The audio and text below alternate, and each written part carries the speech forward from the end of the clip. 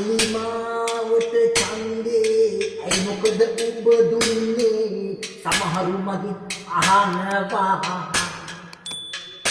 මන් මුලාවී ඉන්නේ යන දිසා නෑ දන්නේ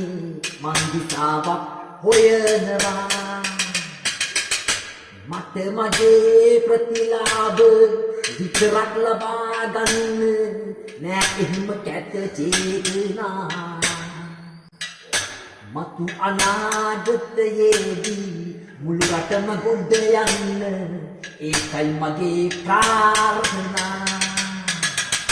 හොරු නම් එපා ආයේ බොරු නම් එපා වංචාව කොහොමත් එපා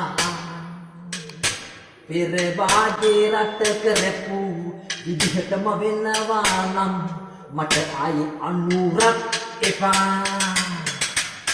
ටෙම්පරාදුයි හොඳට මම හෙව්වේ නව වෙනස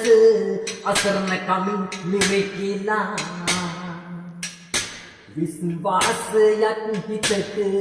ඇති වුණා මගේ කලට ලංකාව ගොඩේ යයි කියා